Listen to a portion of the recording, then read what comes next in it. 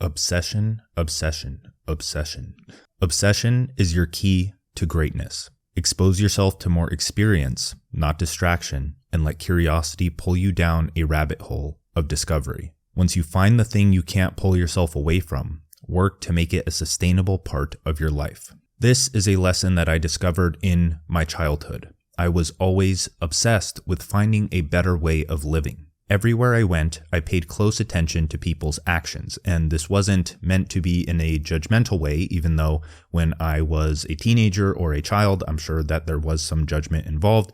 We all judge people, it's okay. But I want to shift that from judgment to discernment, right? I wanted to observe people's actions and see where it led them in life, or observe people's actions now so that I could discern, okay, if I do these things, will it lead to the life they have now? And do I want that, or do I not want that? Do they look like they have the life that I want to live? And with enough data from observation and seeing what they do, seeing what they put in their grocery baskets, or seeing what they do just on a daily basis, they go to work, they go home, they watch Netflix, they fall asleep, they repeat, they don't really push into the unknown. Do I want that, or do I not want that? I often found myself questioning what, how, and why. What were they pursuing? If every action is toward a conscious or unconscious goal, it seemed like everyone was eager to be overweight, unhealthy, overworked, and broke. They didn't have self-generated goals that shaped their decision-making.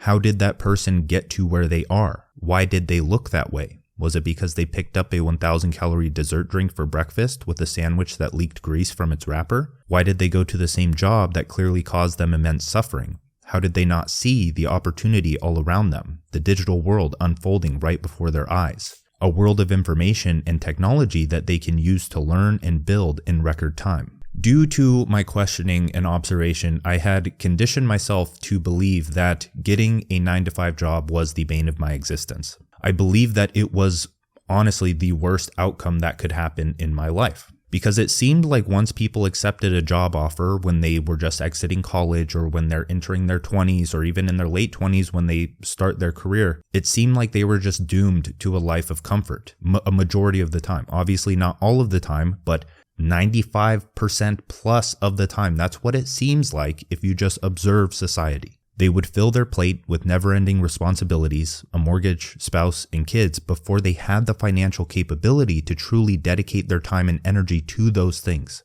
It looked like they were quick to become an adult, but were never able to reap the rewards of being one. They chained themselves to a paycheck because they never made the choices or decisions that led to more money and time. The danger of employment goes far beyond this, as we will discuss. But before we dive in, Cortex, the second brain software that I've been building for quite a long time now, is nearing completion, but we are not launching version 0 to the public. We're launching it to students inside Cortex University. We currently have 40 people in there, and that will continue to grow, but we limit cohorts. We limit the number of people within a cohort to make sure it's impactful. And if you want early access or lifetime access to Cortex, I would consider joining Cortex University. It's a very expensive program. It's a new university. I just want to make that clear here that you are going to see the price and you are going to be shocked. And the price is not on the landing page. So it's up to you to actually read the landing page and see if it's worth your money and time.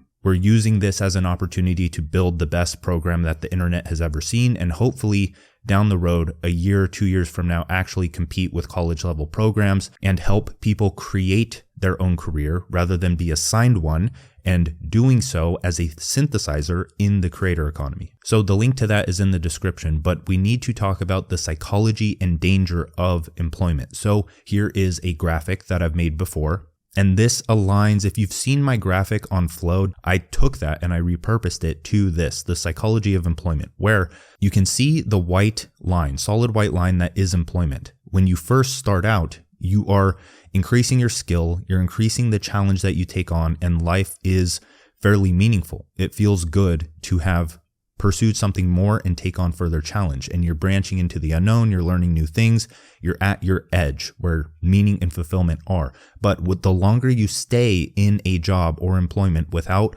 pursuing a further challenge or increasing your skill set, you eventually just go into the eternal known. Life becomes boring. You start chasing cheap dopamine. You're in this endless cycle of comfort. Now, the dotted line, entrepreneurship, is the complete opposite. It's the natural progression. And you can see that white circle where they intersect. That is a great time to actually switch to entrepreneurship. And that's what I did. Is I got a job at a web design agency while I was trying to freelance with web design so that I could learn the skills that would allow me to do it myself. And entrepreneurship flows in alignment with nature. It helps your psyche encounter more meaningful and fulfilling events in life, because it's not just a static, like very boring and comfortable day after day after day. There's highs, there's lows. You're going to have high revenue. You're going to have low revenue. You're going to have high growth. You're going to have low growth. You're going to be forced to evolve in this ever-changing marketplace. And a job with just set tasks isn't going to help you do that. I see 9-to-5 jobs as a stepping stone. My problem with them is that they breed complacency and are dangerous for your psyche. Challenge is what makes life fun and interesting. If you halt your personal evolution by never pursuing something more, you lose purpose and fulfillment. Entrepreneurship is the only logical option for long-term thinkers. Entrepreneurship is the path of uncertainty, like slashing your way through the jungle. You are required to learn skills that aren't taught in schools. You are required to be okay with failure, rejection, and slow progress. You are required to learn from your mistakes, show up again tomorrow, and push until you strike gold. Your psyche is wired to hunt. And the physical world has changed much faster than our mind can adapt. We still have the same neurobiological processes as our ancestors. If you stay in a 9-to-5 job for too long, you become a monkey in a cubicle. And I'm talking like metaphorically, obviously here. I'm not calling you a monkey in a cubicle. I'm saying you are like a monkey in a cubicle. You are like a monkey who lives in the jungle that is trapped in a fluorescent lit box. Is that healthy for the monkey? When you get stuck in a 9-to-5 or a new 9-to-5, like an agency or freelancing, you live in the eternal known. You can't make new discoveries in the known. You get bored, depressed, and see life as meaningless because the only dopamine you get is from superficial sources. You never take risks, push into the unknown, and discover new knowledge, tools, and potentials that raise dopamine levels in the brain. As an entrepreneur, you hunt for your survival by gathering knowledge, creating a valuable product, and putting it in front of people who could benefit from it. I actually wrote a tweet yesterday that lines up with this pretty well, so I'm going to go look it up and I'm going to read it to you. If you aren't selling your product, you are selling someone else's. Everyone is selling something, and people see this as a bad thing rather than a necessity for modern survival. Selling equals survival. Do it daily or you'll get stuck selling something you hate for someone you hate.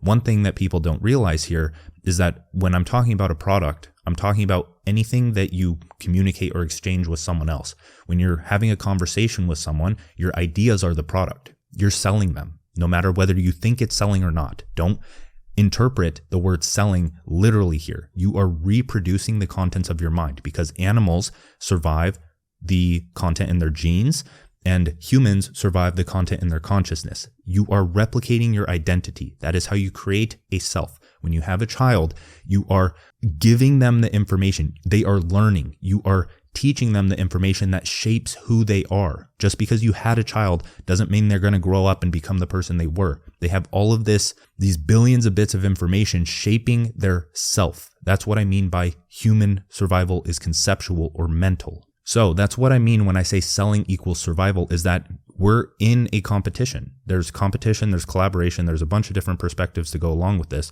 but you're in competition with other people to survive. And people that get stuck in these draining jobs and don't realize that they are selling a product. You're selling the product of your boss, and then they don't realize that, oh, my boss is selling a product. He is surviving. He is competing well in this game of life. Why don't I go sell a product? Because everyone has to. People see this as a bad thing, or they comment under like Chris Williamson's post about his new productivity drink, and it's like seems like everyone's selling a product nowadays. Yeah, you have to. Just like try not selling anyone's product, even your boss's. Just sit inside, don't do anything. Ego death, whatever you want to call it, that's fine. But try not selling. Try not surviving. You're not going to survive.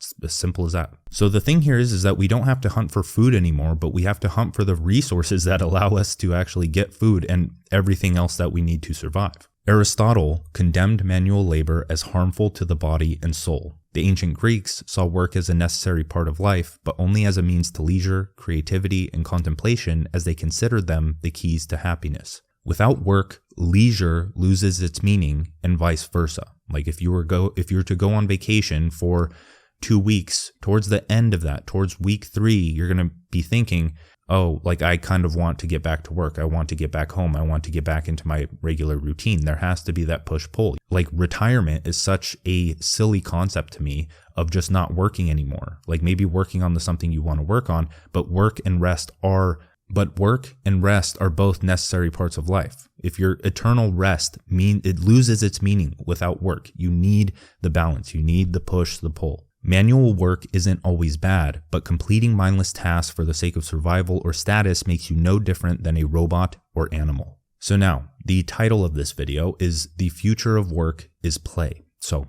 let's talk about that. There are almost 7 billion people on this planet. Someday, I hope, there will be almost 7 billion companies. That is a quote that has lived in my head rent-free by Naval Ravikant because I see this unfolding in the creator economy. If you've watched my other videos, you understand my worldview on the future of work and just the decentralization of work and individuals, technology allowing individuals to create their own careers and create self-sufficient communities in the creator economy, like someone selling clothing, others selling knowledge, others selling planners, others selling home-cooked meals that are delivered to someone. When I was reading the anthology of Balaji earlier this week, it said something along the lines of first physical, then digital, then native digital. So if it can be done on the internet right now, it will be done on the internet in the future. And another insight, this isn't a direct quote, I believe, but another insight that I pulled from the book is that money is a tool for building what you want, but doesn't yet exist. So money to me now, and my philosophy around it has been forming away from the materialistic pursuit of cars, houses, etc. Like I feel that hasn't been that for a long time, but I feel like a lot of people get introduced to the space via that shallow pursuit. And so I'd be lying if I said that like I wasn't interested in those things before and that I am still not interested in them. But the thing there is like I've gone down that path and I've also realized that it's not a completely materialistic or superficial pursuit. The pursuit of, let's say, a car or a house is just like a superficial goal that takes you down a deeply spiritual path of highs and lows and failures and learning how to master your mind and become an actual entrepreneur and solve creative problems in your life. Technology and the internet are how you build a solution that leads to personal and collective progress. Evolution is about solving problems with technology. That's what we do as humans. That is our edge. That is what sets you apart from other beings and has led to the complex world we live in, filled with skyscrapers, libraries, sports, and the infinite internet. We build, create, and solve our own problems with a plan, focus, and creativity. This is arguably the meaning of human existence, is to create. Humans have the innate drive to survive the information in their genes and consciousness. We have built technology since the dawn of time for the sake of life extension and youth extension. The drive to preserve our physical bodies is natural, but it's not for the reason that most people think. Humans survive on the conceptual level. We attempt to reproduce the contents of our minds, the ideas, beliefs, and values that make us who we are. As I discussed earlier with a child not only being a physical body, a child, a self is a web and system of ideas. For us to become immortal, the drive to survive our physical form and extend our youth is necessary to increase the time in which we can spread our ideas to ripple throughout consciousness and hopefully win the battle of good against evil. The biosphere, or biology, must remain intact for the noosphere, or mind, to expand and transcend to whatever is next. In this sense, it makes sense why we do what we do. Authors become immortal by passing down their ideas to live in the heads and shape the selves, and the self being a system or web of ideas that those ideas come from somewhere. They come from the authors, the thought leaders, the parents, the teachers, etc. So authors are becoming immortal by impregnating the minds of other people by through their books, through their writing, through their articles, through these videos, etc., etc. This entire human existence is just a game of selling better ideas that lead to collective progress and transcendence and evolution. And it feels good to do so. It feels good to reproduce. It feels good to reproduce on the conceptual or mental level by writing and passing along and improving people's lives, not making them worse. Good versus evil, and you contributing to good. Authors and creators have had more children than Genghis Khan. We read books and adopt ideas that align with our goals as a part of our identity. And since most people have the goals of society assigned to them, they are perceiving and storing information that reinforces their identity. The masses are the children of society. I talk about goals and systems in the last video. You won't be the same person in 6 months, but we have to understand here that society is a behavior system, and they are reaching children early through just their parents not questioning anything and their parents teaching what they learned from their parents and schools and etc. So society as a collective ego or collective self, or just the identity of humanity in a sense, that's what it is. It's an identity. It reaches children early and shapes more selves, or has more children than like it has all the children, has 95% of children, unless they question their identity and create themselves through the information that they gather through curiosity, which is what we're going to talk about in the next video. This all points a finger at the future of work. Through evolution and technology, we have been removing labor work from our eyes. To me, this seems like the human drive to pursue creative work further to advance the expansion and unity of mind and consciousness. We want to do what we want, when we want, in a positive direction by pursuing our interests, solving our problems, and building solutions that create heaven on earth. Never has this been more of an option for the majority of the population. We have the technology available to us to create our ideal lives with the internet. So now let's discuss just the concept of the digital renaissance, which I've talked about many times before, but the future of work in my eyes belongs to the creative. The writers, the designers, the speakers, the builders, the creators, the synthesizers. The highest paid individuals are and will be those who use the creative ability of their mind to solve problems that prevent progress in humanity. And this is what we're teaching in Cortex University on becoming a synthesizer in 90 days. A synthesizer of experience so you can create your own career. Ideas are the building blocks of the creative worker. Ideas are the building blocks of a better future. Ideas are also the primary pursuit of the creative worker because they need to channel ideas towards goals, or they just need to have the idea of a goal in the first place to start to channel more towards it and build it. What people don't realize is that there is a way to achieve impossible ideas. You just need to create a path that allows you to actualize that reality. Elon Musk wanted to land on Mars a few years ago. This was impossible, but it is becoming more and more possible by the day. He didn't start with SpaceX. He made smart choices among many dumb ones. You can't skip making mistakes to the point of having companies, capital, and a path to land on Mars. Most people try to make the impossible possible but fail because they skipped building the ideas that must come before. The plow came before the tractor, the filing cabinet came before the second brain, the horse-drawn carriage came before the car.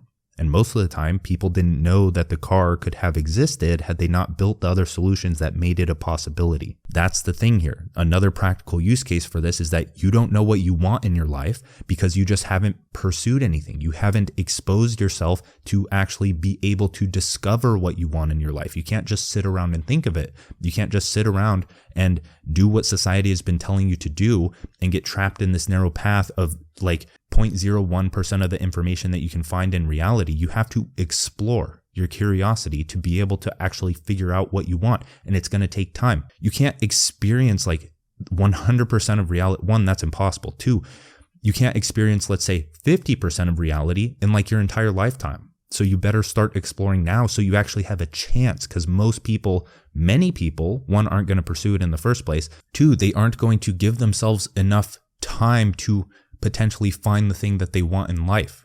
And a lot of people won't, just by the nature of the game. We are going through what seems to be a second renaissance, a digital one, an eternal one. As we expand to new planets and the human race hits trillions in numbers, there will be thousands of Einsteins and Nietzsches. We are back in a time where artists, thinkers, and creatives are rewarded for their risk. This is not a time for specialists, nor is it a time for generalists. We live in a time of specialized generalism. You must laser in on a specific vision for the future and acquire the general skill and knowledge that will actualize each ascending goal that creates that vision. Success is not as simple as learning one skill. And as we will find, self-education and skill acquisition for life is a necessity for creating a life of sovereignty. So now let's discuss the new economy, what the new economy is. The universe divides and reunites like the ocean evaporates and condenses back down into rain. We will call this a cycle of centralization and decentralization. Social media has caused a shift from centralized media to decentralized media.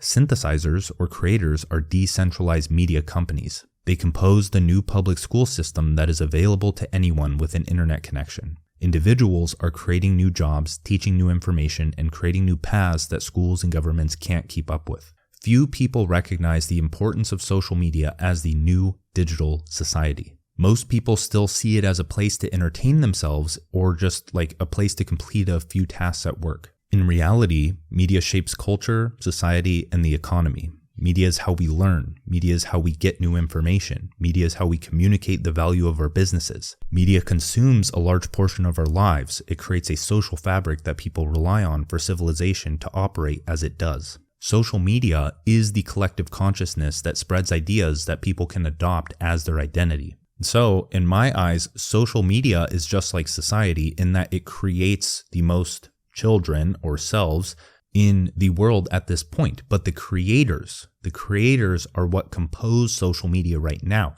And that isn't centralized like government and society are. Creators, value creators, synthesizers have the opportunity to actually change the direction of human evolution. A creator can send out a message to millions of people in the blink of an eye. Imagine trying to send a message to 1 million people 50 years ago. It would have taken months, if not longer. Social media changes how we spend our money because it changes what message is adopted and spread by creators. There are synthesizers who pursue their goals, collect ideas to creatively achieve them, and distribute a valuable message to their readers. Then there are the general influencers who attract the masses with looks rather than depth for the sake of reinforcing their ego. They may be unconsciously leading society toward a dead end. The world needs more synthesizers. I honestly see it as one of the main career paths in the future. Like big picture synthesizer. There's many career paths that fall under that, but just having your own distribution, being your own media company, attracting attention to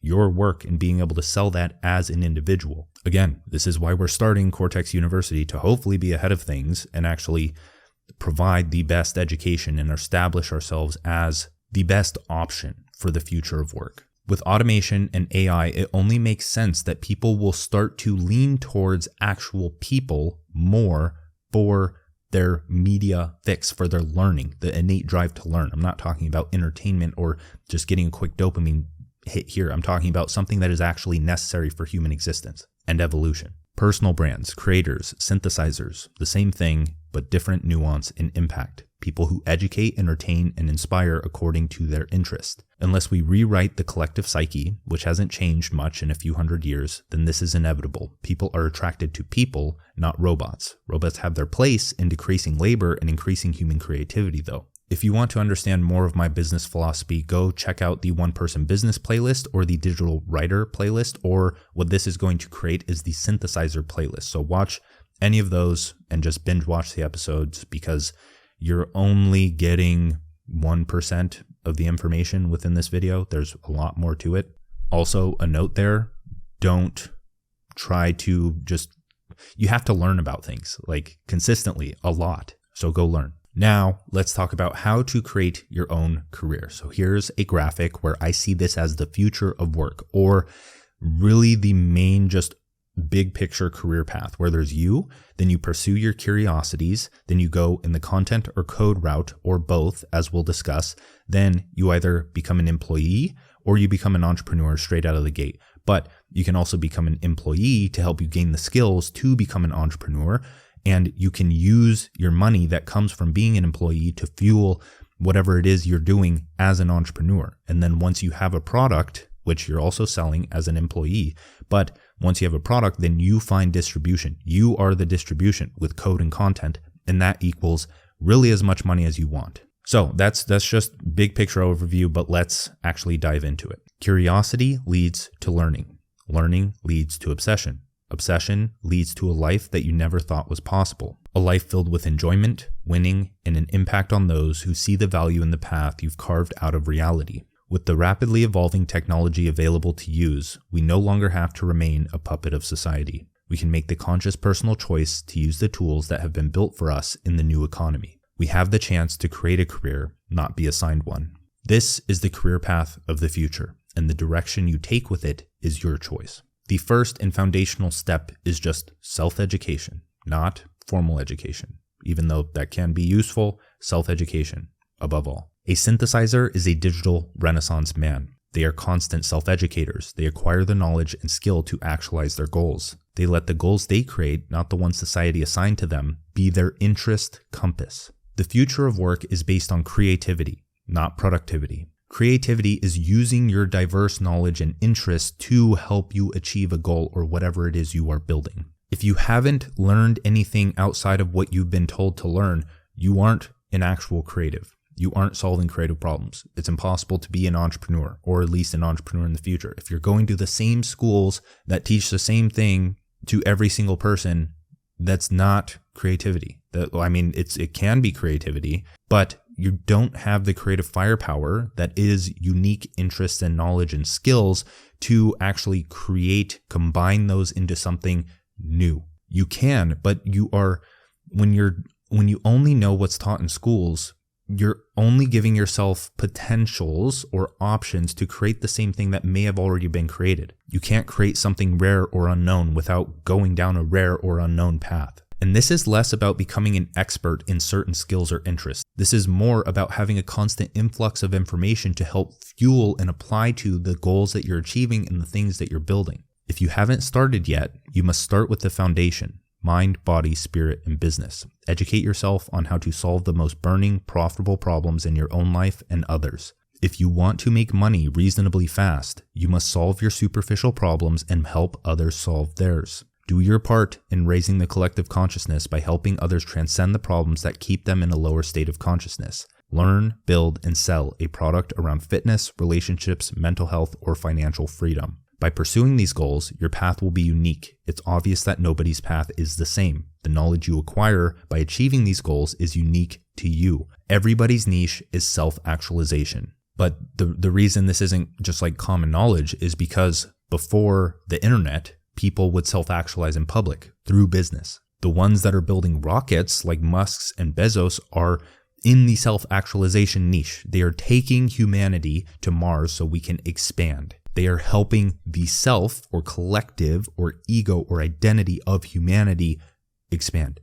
They're much further beyond the personal low-level problems that they started out with. Now we have to talk about the meta skills, which are code and content. So code and content umbrella every other skill that you need to learn in order to actually make it in this world going digital. And if everything that can be done on the internet will be done on the internet, then learning these skills is not optional. So under that are what I call results-oriented skills. I talk about everything I'm going to talk about right now in the $1 Million Skill Stack video. You don't need to learn to code, but you need technical know-how. You need to understand the tools you can use to build a better life. Email marketing, graphic design, video editing, website and funnel building, etc. These are all technical tools to help you establish your foothold as a personal brand in the digital society. Code, in this sense, is digital real estate if you don't plan on being a programmer. Learn everything you can to build more digital real estate in the creator economy. This is landing pages, products, lead magnets,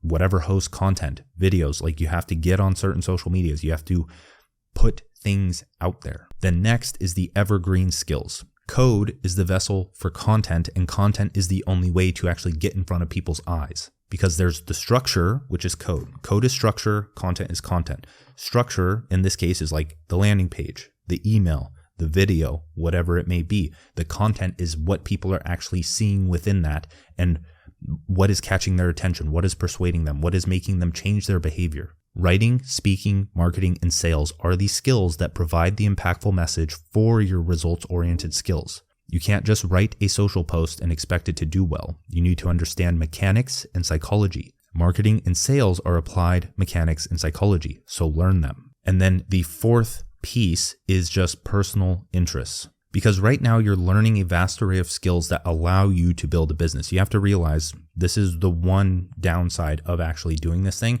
is that you have to learn everything. I mean, most business owners have to do that anyways, but you have to learn everything. You can't just study one skill. You can't just study one interest. You have to understand everything that goes into building a profitable business. And when you are the business as a creator in the creator economy, that's what I mean. Your personal brand or your creator brand is your personal resume. It's your digital resume. You've learned to write, speak, market, and sell through your emails, content, and web pages. That, plus actually posting things, is how you start to build an audience. But your personal interests are what set you apart and determine what you sell. Any of the above relating to business can be considered personal interests, but so can anything you've learned studying the mind, body, or spirit. Your job is to use your skills to monetize the interests that make you unique. So now you understand the skills of making money, but then you have to have what to make money with, and that's your personal interest. If your personal interest is fitness or philosophy or spirituality or business, it can be anything. You pick one or multiple and you monetize it with the skills you've learned. And if you don't know how to monetize it, then you haven't learned the skills well enough or practiced them. So now let's talk about the dynamic between employees and entrepreneurs. Most people dream of being the CEO of a billion-dollar company, but can't even be the CEO of their own life. The employee mindset is extremely difficult to break. And that's why I say you need to get out of it sooner rather than later, so you aren't further conditioned and programmed into this mind, making it even harder to get out of. You don't pursue anything other than what you know. You don't continue developing your skill set beyond the work that is assigned to you. You wait to be told what to do in your work and life. You don't make the decision yourself. Your parents are still your bosses even when you've moved out. The programming still tugs at your mind and influences your choices. Entrepreneurs have a distinct set of traits that align with our ancestors and nature. They push into the unknown and create new paths. They build solutions to creative problems that advance humanity. They never stop acquiring knowledge and applying it in reality. You can take either path in the new economy. Employers hire based on your social media. Creators hire based on your social media. Brands hire based on your social media. Clients hire based on your social media. Customers buy based on your social media. You can be an employee, but understand that entrepreneurship is an eventual step you will have to take if you want full control over your life and income. So what I'm saying here is that you can work for other creators to get into this creator economy rather than working a traditional job that doesn't live up to its promises of security. You can create your own security by working for a creator, learning the skills that allows you to be an irreplaceable asset in any creator business, and then end up creating your own anyways, so that you're in full control of your direction. Now, assigned versus created products. We talked about this before when I brought up the example of someone commenting, everyone is selling a product nowadays, under one of Chris Williamson's posts about his new productivity drink. And the commenter said this as a negative thing, you could just tell. As if they aren't working for someone who is selling a product. As if they aren't selling that person's product for them in some direct or indirect way.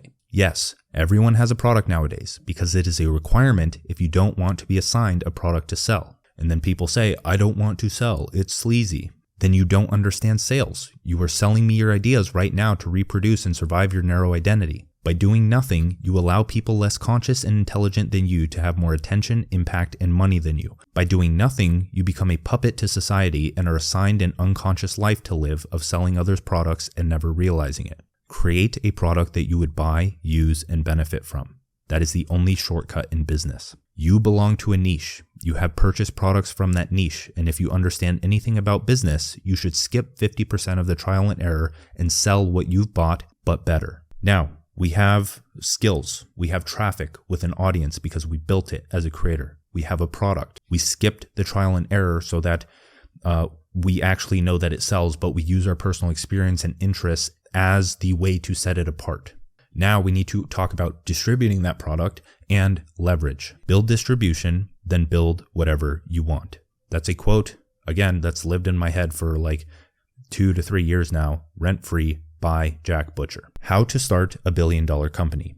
Don't. Start as one person. Leverage the technology available to you. Deploy digital real estate until you have ample distribution of your products and services. Write posts every single day that live on your profile. Network with people to get them shared so you can grow without the algorithm. I talk about this in How to Grow an Audience with 0 Followers, something. Get on podcasts to build your authority, plug your newsletter so you own your audience, give away small free products to build your newsletter more, sell a low-ticket product to have more people dedicated to your brand. With an audience of 10,000, newsletter of 1,000, and network of 100, you can do anything you want. You have the resources to make a full-time income at this point. That takes a year. If you do things actually correct, you take a few courses, that's possible in a year. Most people just, 1, they buy the courses, don't actually do anything. 2, they can't stay consistent with writing content. That's the big problem that I talk about with anyone in the space.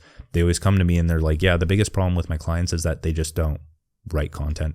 They just don't stick to it. That's literally all you have to do to stand out.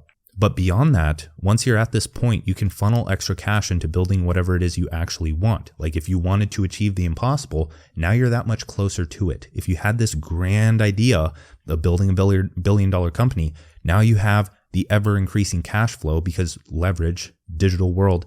If you have 10,000 followers and make $3,000 a month, then you know you can get to $100,000 and make $30,000 a month. And if you get to 1 million or higher, or you just optimize your offer stack and value ladder, you could get to 100,000 and make $100,000 a month. Or if you know what you're doing, you can have 5,000 followers and make $100,000 a month. I see people do it all the time. So this video was for big picture understanding. There was like a little bit of technical details in here, a little bit of like step-by-step action plans, kind of. Big picture matters above all of those things because the prescriptions, the do this, and this, is not going to help you. It may help you with clarity and taking action, but never are you going to be able to actually attribute your results to a simple string of steps. It's all experience. It's all trial and error. Use what I told you here and use it as a rough guide. But if you want practical steps, then go watch any of the one-person business videos or check out my courses or Cortex University within the links in the bio. With that, I truly appreciate you watching. Thank you so much. Like, subscribe, do whatever you got to do. Have a good one. Peace.